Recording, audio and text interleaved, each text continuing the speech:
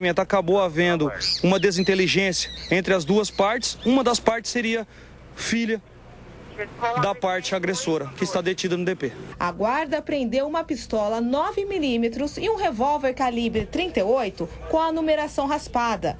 8 aparelhos celulares também estavam com o acusado. A suspeita é que tudo era usado durante as ações criminosas. Ele não deu a destinação desses celulares. Há várias hipóteses que pode se presumir, mas ele não foi taxativo em afirmar para qual seria a destinação desses celulares. Temos aí algumas hipóteses que podem ser levantadas. Poderia ser direcionado para a prática do tráfico de entorpecente, também poderia ser direcionado para interior de presídios, porém nós não podemos precisar qual seria a destinação desses celulares. Mesmo preso, o rapaz tentou despistar a polícia. Na delegacia, deu diversos nomes falsos. Apresentou uma documentação, essa documentação, nome de Marcos, foi feita a consulta, deu nenhum registro encontrado. Porém, no desenrolar da ocorrência, ele informou que esse nome realmente não era o nome dele, que o nome dele era Lindomar. O caso foi registrado no 1º Distrito Policial de Campinas. Muito bem, Lindomar então. Lindomar que se passava por Marcos com documento falso. Bom, aí já a falsidade ideológica, estelionato, já dá para enquadrar em meia dúzia de leis, né? Já é essa prática aí. Agora, o homem tinha vários celulares, uma arma semiautomática, outra mecânica, tá ali, um 38, vários aparelhos de celular. Então, claro que basta agora a investigação, né? Começar a fazer aquele glorioso interrogatório para tentar puxar o fio da meada. O que esse homem fazia com esse armamento, com esses telefones, né? Que boa coisa aparentemente já não era. E aí a foto estampada na sua TV, qualquer informação também que você tiver com relação a esse homem, é muito provável, né? Se não possível, provável, que se ele está envolvido em crimes, como aparenta alguma vítima, pode fazer o reconhecimento e, naturalmente, usar aí o sistema do Disque Denúncia através do 3236-3040. A gente sabe que esse sistema funciona e sempre lembra aqui que você não precisa se identificar, sua identidade é preservada, nem se pergunta o nome, você apenas coloca ali, fornece os dados, né, para o atendente, e esses dados vão ser usados, são muito importantes para que as forças de segurança, a polícia militar, a polícia civil possam, né, fazer o trabalho de investigação no caso da polícia civil e no caso da PM, alguma prisão em flagrante caso um crime esteja em andamento. Então, portanto, você pode fazer o uso aí do 3236-3040, é uma ONG que realiza um trabalho brilhante aqui na região de Campinas. Então, você vê aí, foi tirado de circulação o valentão, o briguento, que já queria brigar com alguém, agredir alguém, e de quebra a polícia apreendeu aí armas, naturalmente, né, a arma com a numeração raspada, é claro que não tem registro, muito menos porte, então já vai responder, entre outras coisas, por porte ilegal de armas. Então está aí a questão colocada e mais um marginal aí tirado de circulação por um trabalho excelente da Guarda Municipal e da Polícia. Outra informação aqui, vamos mudar um pouquinho de assunto. A Polícia Civil tenta prender os criminosos que atacaram um carro forte em Campinas. O veículo foi abordado em frente a um supermercado. Os bandidos dispararam contra os vigilantes, mas ninguém ficou ferido. Olha, volta e meia, ataque contra carro forte, hein? As forças de segurança precisam ficar atentas. Teve uma explosão aí de ataques a caixa eletrônico com explosivo. Os bandidos começam, né, a desenvolver delitos em efeito cascata. Depois começou essa onda de carro forte. Então, vigilante que já tem um trabalho estressante, vigilante de carro forte que já tem um trabalho difícil, né, de escoltar valores naqueles veículos de transporte blindado, que é blindado até a página 15, porque o armamento da bandidagem está tão poderoso que um tiro daquele fuzil pode perfurar a blindagem do carro forte. Então, fica muito complicada essa categoria aí, o trabalho desses vigilantes. Vamos acompanhar, a Carla Ramil traz pra gente. Ney, aperte o play. O assalto aconteceu em frente a este supermercado no bairro Parque Universitário. Vigilantes deste carro forte abasteciam os caixas eletrônicos do estabelecimento quando foram surpreendidos pelos assaltantes. Segundo testemunhas, os criminosos chegaram em 2 carros de luxo. Armados com pistolas e fuzis, dispararam contra o carro forte, renderam um dos vigias e conseguiram fugir com um malote no valor de R$288 mil. Este comerciante presenciou a ação. O carro dele foi atingido pelas balas. Chegou um carro branco e já saiu os caras armados e foram para dentro do mercado. Chegando lá, a gente deitou no chão com medo. Aí eles pegaram o carro forte, tentou se evadir, né? Tentou sair. Outro carro que estava no apoio cortou a frente dele e começou a efetuar uns disparos de arma de fogo. Foi assustador? Foi muito assustador. Nunca passei por isso, então eu acho que foi bem assustador. Só deu tempo de deitar no chão e rezar para Deus. Cristiano fazia compras no supermercado quando ouviu os disparos. A moto dele também ficou com as marcas dos tiros. Quando eu estava no mercado, vi os tiros. O pessoal correndo e eu vi os tiros e aquela correria, todo mundo correndo, chorando, desesperado. E aí começou o tiro aqui fora, doidado, muito tiro, muito tiro. Quando acalmou, eu vim embora, paguei minhas compras, fui sair. Quando eu vi, a moto não pegava. Aí quando eu olhei, o tiro lá atrás da moto. Apesar do intenso tiroteio, ninguém ficou ferido. O helicóptero Águia da Polícia Militar sobrevoou a área, mas nenhum bandido foi encontrado. O caso foi registrado na Delegacia de Investigações Gerais. Tá aí, o pessoal ali passou um perereco, viu? O rapaz até rindo, claro, depois que passou, mas na hora, meu amigo, é um susto. Você é um cenário de guerra. Você vê disparo para todo lado, tiro de fuzil, né? Aquela munição que traça zunindo, né? E bate, o impacto é forte. Onde bate, perfura ali, lataria de carro, bate na parede, essa coisa toda. Ricocheteia no asfalto, não é brincadeira, não. Ali, esse pessoal que estava ali teve a mão de Deus, com certeza, porque bala perdida hoje em dia é terrível, né? É uma coisa que acaba aí trazendo muita dor de cabeça, muito problema para muita família. Então aí, agora olha, inteligência policial, viu?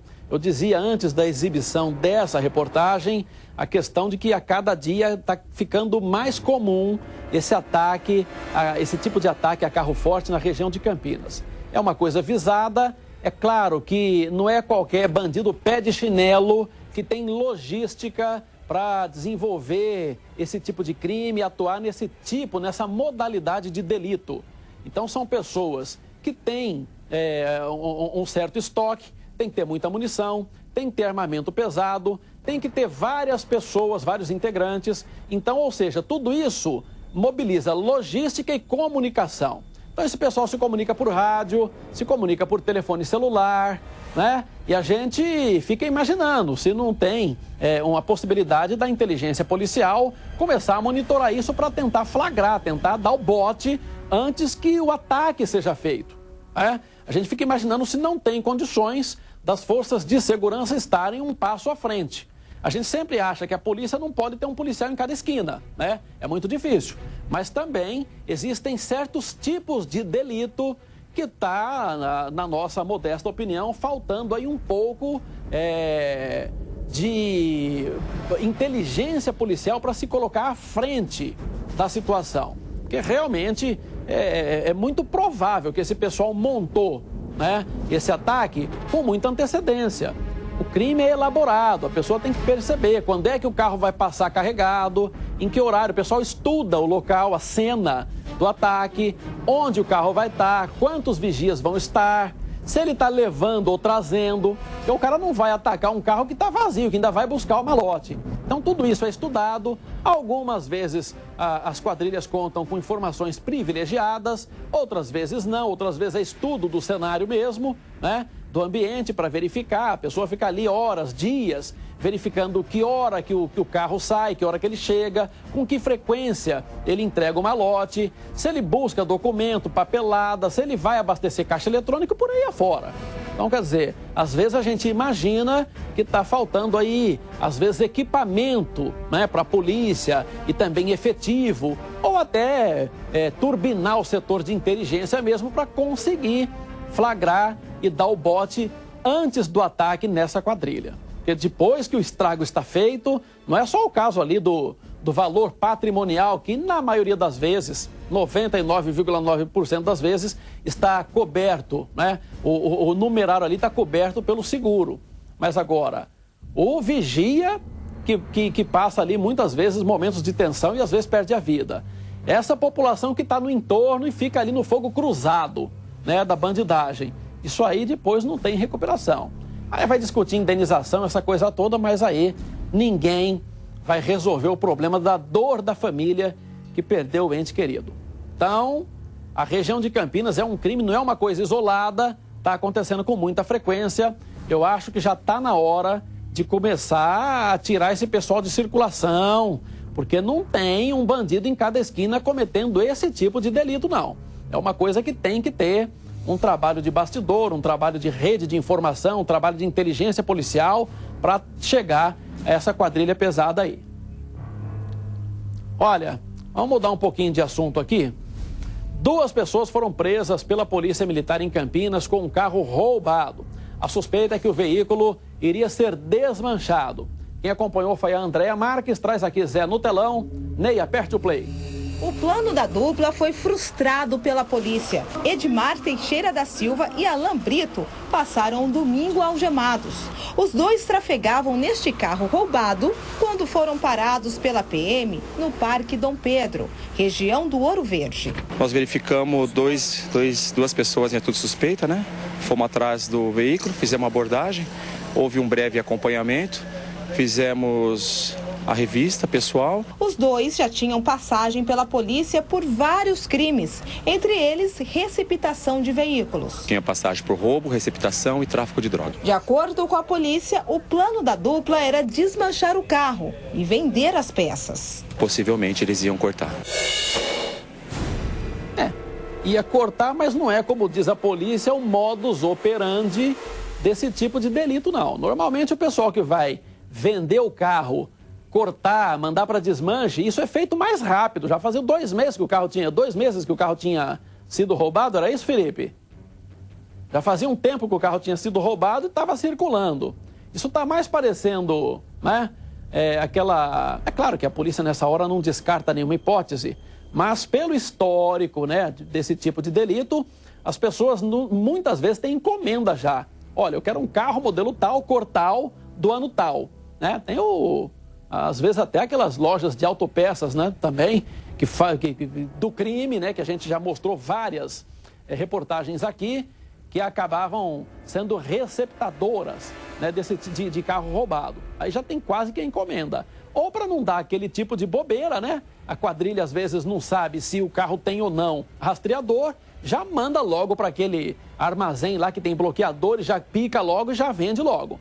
Então não tá me parecendo, tá mais parecendo o caso aí daquele rolê, né? O pessoal rouba o carro para dar o chamado rolê, para ficar dando uma volta, fazendo firula e ficar gastando aí o combustível do carro pela bandidagem, ou quando quando o bandido furta ou rouba o carro para cometer delito. É claro que para cometer o delito, para cometer um assalto, ele precisa da logística de um carro para, como diz a polícia também, empreender fuga e etc. Então ele tem que ter ali o veículo para cometer o delito, para facilitar a fuga e por aí afora. Então não está parecendo, né, pelo menos aparentemente, que se tratava aí de alguém, né, de uma dupla que roubava o carro para desmanchar. De qualquer maneira, não deixa de ser crime, furtou, roubou, né? Já vai responder a um pequeno processo aí por conta desse delito. Mas a gente vai acompanhar, né? A polícia não descarta nenhuma hipótese e pode ser que tardiamente ele achou um destino também para picar o carro e repassar para alguém. Sei lá, de repente não tinha clientela já pronta, né? Roubou o carro, ficou um pouco com ele, verificou que não tinha rastreador e acabou aproveitando um pouco aí para dar um rolê, para fazer aquela coisa toda, e depois arrumou um cliente e ia levar para desmanche. Mas não é, eu repito, o que parece. Bom, olha, um absurdo aqui em Campinas. Uma cachorra que aparentemente deu cria há pouco tempo foi amarrada em uma árvore num jardim da Vila Aeroporto. A gente mostrou agora há pouquinho o resumo dessa reportagem. Agora o Felipe Pereira tem as informações para a gente ao vivo. Boa tarde, Felipe. Quais são as informações e os detalhes com relação a esse caso de covardia contra os animais?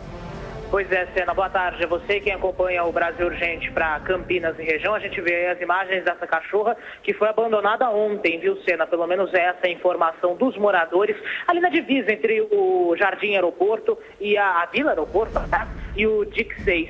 Essa cachorra foi colocada aí, está vendo ela calminha, mas não estava tão calma assim não. Ela estava muito estressada, rosnando e aí latindo já, né? Ela ficou muito estressada porque ela foi literalmente amarrada nessa árvore. A gente pode observar aí a corrente e ela foi amarrada muito forte, viu, Sena? Ela não conseguia se mexer, ela não conseguia sentar, ela não conseguia sentar direito, não conseguia deitar. Mal e mal conseguiu comer a ração que os moradores ali levaram para ela. Esse jardim que ela está não é um jardim da prefeitura, não é um jardim público, não. É um jardim cuidado pelos próprios moradores do bairro. E aí a cachorra foi abandonada aí. A informação dos moradores, Sena, é que de fato ela foi abandonada neste domingo, latiu o domingo inteiro, choveu forte ontem, inclusive, na região dos Diques. E ela tomou toda essa chuva sem qualquer proteção. E aí os moradores acabaram dando ração, água, e você vê a velocidade, a volúpia, como ela come, né? Ela estava passando fome realmente, uma cena de crueldade e que, segundo os moradores também, Sena, não é a primeira vez que acontece nesse mesmo local. Existe o registro de só esse ano, pelo menos 3 cachorros têm sido abandonados nesse jardim que fica aí na rua Muripiara, na região da Vila Aeroporto. Sena. É um problema, Felipe. A gente acompanha, né? Não é o primeiro caso, como você bem relatou, mas o problema é que isso fica frequente, embora tenhamos em Campinas um setor específico de defesa dos animais na Polícia Civil e várias entidades fazendo um trabalho brilhante, tentando conscientizar a população com relação ao cuidado com o animal. Muita gente comete esse crime essa crueldade contra o bichinho. Você vê aí que realmente a cadela estava com fome, além de tudo, né? Além de ser abandonada, ficou sem comida, sem água. Sorte que a vizinhança ali quebrou esse galho, né? E não tem nenhuma informação sobre se é do bairro, de onde possa ter partido essa pessoa sem coração para fazer isso com esse bichinho, Felipe. Ninguém sabe, viu, Sena? Em conversa com os moradores ali do bairro, ninguém disse ter visto a pessoa que abandonou essa cachorra, apenas notaram os latidos durante esse domingo. Agora, Sena, uma outra coisa, um outro fato interessante sobre isso é com relação ao Centro de Controle de Zoonoses. Nós entramos em contato com o Centro de Controle de Zoonoses pela manhã, não falando que era da produção da Band, mas fazendo como se fosse uma denúncia anônima, simplesmente falando que essa cachorra estava abandonada. Agora à tarde, nós entramos em contato, aí sim se identificando como da produção do Brasil Urgente, para saber o que foi feito, se essa cachorra foi recolhida ou não. E sabe o que eles disseram, Sena? O quê? Que não tinham recebido nenhuma denúncia até agora. Olha que coisa, hein? Bom, aqui esse ponto merece um esclarecimento. O Centro de Controle de Zoonoses em Campinas, quando foi criado, ele tem um lado que às vezes as pessoas podem confundir. O Centro de Controle de Zoonoses foi criado, a missão dele, na época em que foi criado, de cuidar do ser humano, entendeu? Então ele cuida do ser humano, existem ali veterinários, tudo, apreendem animais abandonados, aquela coisa toda, tenta controlar, captura morcego com raiva, aquela coisa toda, mas para preservar a saúde do ser humano. Não existe uma estrutura criada. Talvez isso seja uma falha, porque a situação mudou muito, a questão da defesa dos direitos dos animais avançou muito no país e talvez a gente pode começar a imaginar para verificar, né, se não está atrasado, né, não está ultrapassada a estrutura do Centro de Controle de Zoonoses, que não tem a menor possibilidade, a menor infraestrutura para cuidar, por exemplo, de animais abandonados. Porque essa não foi a missão, não é a missão para a qual foi criada essa unidade. Então é só um detalhe que a gente fez, um parênteses aqui para lembrar. Às vezes as pessoas pensam, né, até que vão doar o cão para o Centro de Controle de Zoonoses ou coisa desse tipo. E não é. A missão desse departamento, desse centro, é cuidar da saúde da população que, porventura, possa estar ameaçada a alguma doença, alguma patologia transmitida por animais. Como, por exemplo, lá a toxoplasmose do pombo, raiva transmitida por cão que tem essa doença, morcego e etc. Então, essa a função do Centro de Controle de Zoonoses. Mas é estranha essa informação sua, Felipe, de que eles simplesmente deram uma de inocente, de bobo, né? O atendente deu uma de bobo, falou que não sabia do assunto. E aí, é claro, se eximiu do problema para não acionar um outro departamento ou tentar resolver essa situação, né, Felipe? É muito estranho, Sena, e para tentar aí se eximir ainda mais, a assessoria de imprensa do Centro de Controle de Zoonoses informou que denúncias desse tipo devem ser feitas justamente para a Delegacia de Defesa dos Animais. Mais cedo você perguntava o telefone, né, Sena? O telefone da Delegacia de Defesa dos Animais, né, e de Proteção ao Meio Ambiente é o 3254-2633. Eu vou repetir, 3254-2633. De acordo com o Centro de Controle de Zoonoses, é onde o cidadão deve ligar de fato para fazer uma denúncia de abandono. De qualquer maneira, o Centro de Controle de Zoonoses, tudo bem, pode não ser totalmente responsável por isso, mas deveria pelo menos dar esse encaminhamento, ou pelo menos deveria ter dado esse encaminhamento desde o começo, quando a nossa produção, que reitero, ligou sem se identificar que era da produção da Band, poderia ter feito desde o começo, né, Sena? Não, isso com toda certeza, né? Porque são profissionais que estão ali, que conhecem os meandros, né? Eles sabem para quem encaminhar, qual que é o departamento específico, que telefone deve acionar e até, se tiver mais boa vontade, muito mais simples ainda. Anota o endereço, né? Recebe uma denúncia, anota o endereço, né? Verifica o que está acontecendo e o próprio CCZ, né? O próprio Centro de Controle de Zoonose, liga e relata oficialmente, né? O órgão competente para resolver o problema, que tem muito mais força, aliás, né? Tem muito mais influência, vamos dizer assim, até política, para resolver de vez a situação. E agora, qual que é o encaminhamento normalmente no caso desse, Felipe? No caso da Delegacia dos Animais ou dessas entidades que cuidam de animais abandonados, para a gente tentar aqui chamar de alguma forma alguém que possa ter se solidarizado com essa cadelinha e até pedir para uma adoção. Olha, Sena, a informação que nós temos é que a cadela ainda está nessa praça, viu? Alguns vizinhos continuam cuidando dela durante essa tarde, mas a informação é que ela não foi retirada de lá ainda. De qualquer maneira, a orientação para esses casos é ligar para a Delegacia de Defesa dos Animais. Os policiais vêm, recolhem o animal e colocam em algum abrigo e aí abrem possivelmente um inquérito para poder fazer a investigação de quem teria abandonado esse animal. Com relação a esse caso que nós estamos mostrando, a delegacia ainda não tem nenhum registro dessa ocorrência, justamente porque não foi comunicada sobre esse abandono. A gente fez essa comunicação, evidentemente. Ok. Obrigado, Felipe. Até a gente vai verificar aqui, porque quando essa ocorrência for relatada formalmente à polícia, a polícia até tem o poder de verificar se nesse bairro, em algum ponto ali nas imediações, um comércio, tem câmeras de circuito de vigilância, né, câmeras de monitoramento, que poderiam eventualmente ter flagrado, né, ter registrado o dono desse cão aí, né, essa pessoa cruel, dono ou dona, a gente não sabe, que abandonou esse cão ali. Então, quer dizer, até a formalização da denúncia tem também essa finalidade. A polícia pode conseguir identificar a partir de uma investigação na região para conseguir chegar a pessoa que fez essa crueldade com essa cadela. É realmente revoltante. As pessoas acabam matando a gente de vergonha. Aparentemente a cadela está saudável, né? Embora estressada, com fome e triste, porque não deve ser brincadeira para um cão ser abandonado, né? Um bicho que tem tanto amor pelo dono e acabar sendo abandonado. Então, mas pelo menos ela está bem saudável, ó. Dá para ver que o pelo está brilhante, é um animal, parece que é de raça, não entendo muito de cachorro, mas aparentemente é de raça, mas é um cãozinho bonito, né? Então, eu tenho certeza que em questão de tempo vai conseguir um novo dono que possa dar carinho ali e a atenção que ela merece. Bom, a gente estava falando que a gente morre de vergonha e tem outro assunto aqui, Ney, que também o torcedor, né? E não é torcedor, a gente sabe que tem na torcida gente infiltrada Normalmente, em torcidas organizadas, são verdadeiros bandidos que estão vestindo uniforme. Pessoas que nem vão para ver o jogo. Você pergunta quanto foi o jogo, quanto está o jogo, muita gente ali não sabe.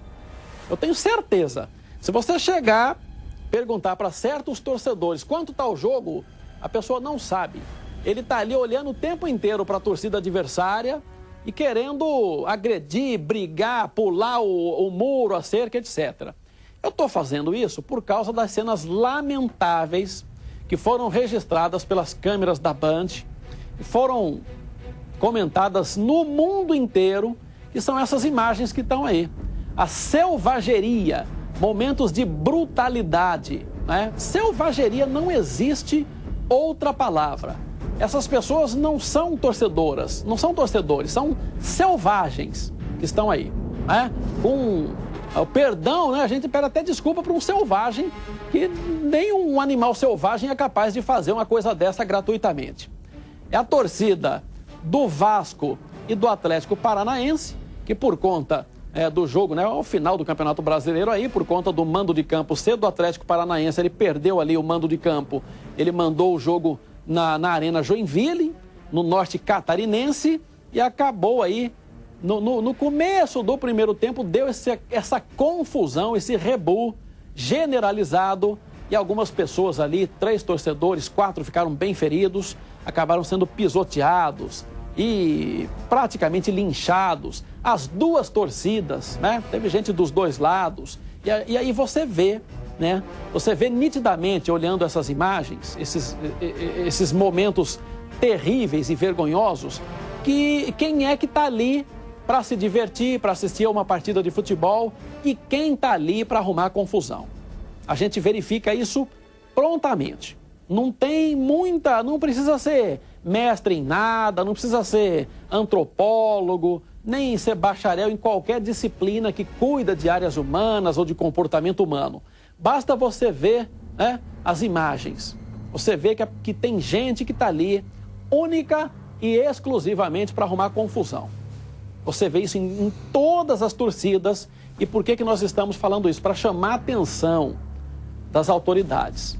Uma Copa do Mundo está chegando aí. A menos de 6 meses da Copa do Mundo, onde o Brasil vai ser vitrine para o mundo inteiro. É o evento esportivo mais importante do planeta e a gente tem um caso triste como esse registrado. É claro que a Copa do Mundo tem outro ingresso, é diferenciado, vai ter segurança muito reforçada, é outro tipo de público, mas isso não impede que esses vândalos, esses bandidos disfarçados de torcedores estejam infiltrados no meio da massa, no meio da galera, para provocar qualquer problema. Agora, nesse caso específico aí, teve uma determinação, né, uma ação civil pública do Ministério Público, né, dizendo que a Polícia Militar não deveria fazer a segurança do lado interno do estádio. Por ser um evento particular, o promotor do evento, que no caso é a federação, deveria, né, ou a CBF, deveria providenciar segurança, ou o time que tem o mando do campo, o mando do jogo.